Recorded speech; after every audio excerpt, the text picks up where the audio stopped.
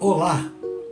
Os demônios estão livres ou em prisões? A Bíblia diz, porque se Deus não perdoou aos anjos que pecaram, mas, havendo-os lançado no inferno, os entregou às cadeias da escuridão, ficando reservados para o juízo. 2 Pedro, capítulo 2, versículo 4.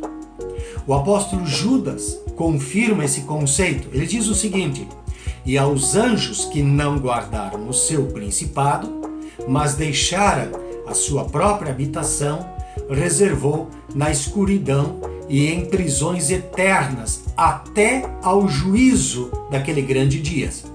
Judas 1, versículo 6.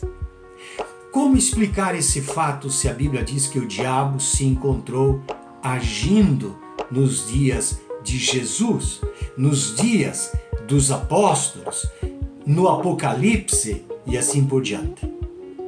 Como? Eles estão presos ou estão soltos?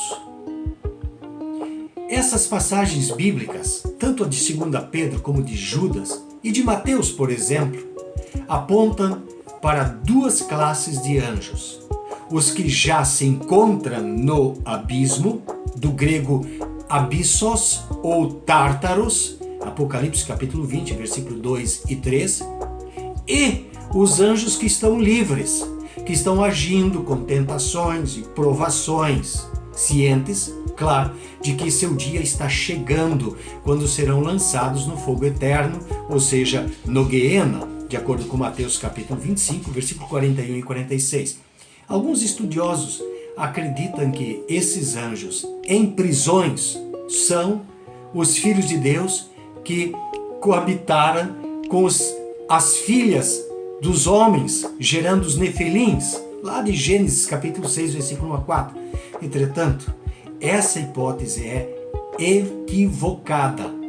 Não existe nada bíblico que possa afirmar isso. O apóstolo Pedro deixa claro que são anjos que não guardaram o seu principado, mas deixaram a sua própria habitação.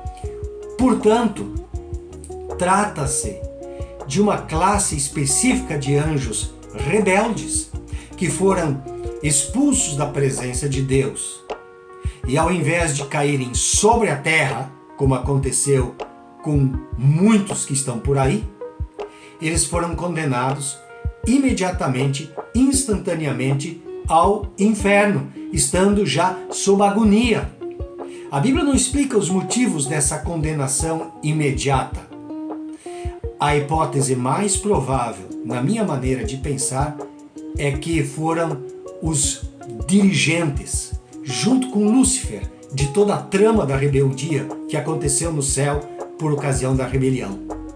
Desse modo, há demônios que já estão presos sob condenação no abissos e aqueles que serão, no final dos tempos, que serão condenados quando Jesus voltar. E Jesus não sabia de todas as coisas? Claro, quanto a respeito da sua vinda, não. Mas ele deixou bem claro que voltaria. E os anjos não o sabiam exatamente em qual data. Se Jesus era o Filho de Deus, portanto, multisciente, como é que ele não sabia a data da sua segunda vinda? Isso significa que Jesus não era divino? Que ele não tinha uma comunhão íntima com o Pai? Alguns textos mais antigos omitem a palavra filho, como no caso de Mateus, mas naquele dia e hora ninguém sabe, nem os anjos do céu, mas somente ou unicamente meu Pai. Mateus capítulo 24, versículo 36. Jesus conhecia o pensamento das pessoas. Ele fazia a leitura do futuro e esperava e operava, por isso, muitos milagres. Entretanto, por motivos que nós desconhecemos, talvez até para proteger os seus discípulos, Jesus decidiu não querer saber o dia e a hora, apesar de ser Deus, da sua vinda. Não lhes compete saber os tempos ou as datas que o Pai estabeleceu pela sua própria autoridade. disse aos seus discípulos a respeito da sua vinda, em Atos capítulo 1, versículo 7.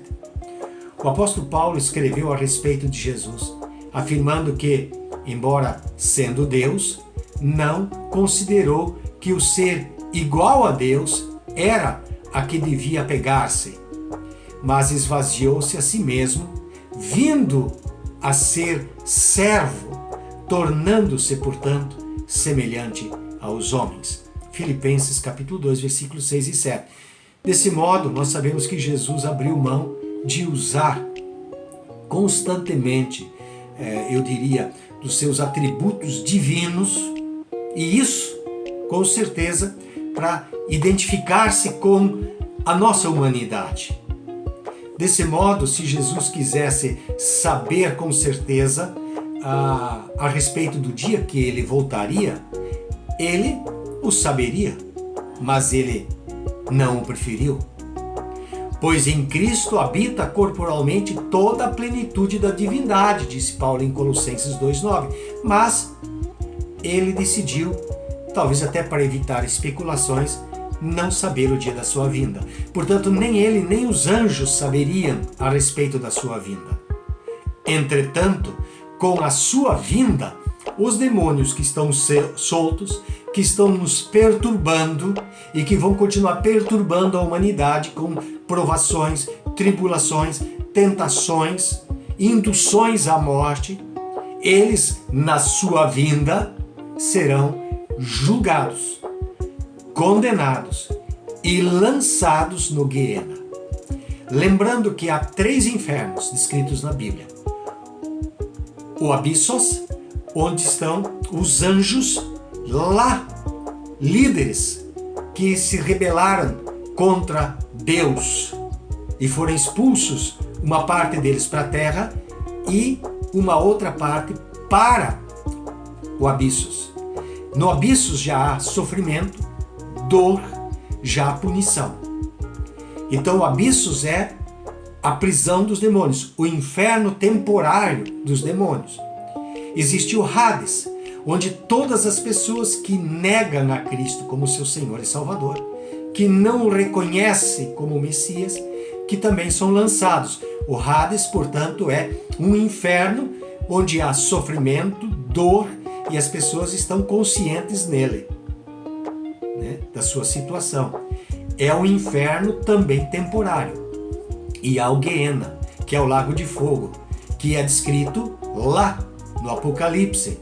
Então, tanto os habitantes do Hades como os habitantes do Guiena serão lançados depois do grande julgamento final no Guiena. E ali haverá uma mutualidade de sofrimento entre demônios e humanos que rejeitaram e não se submeteram a Deus. Deus te abençoe.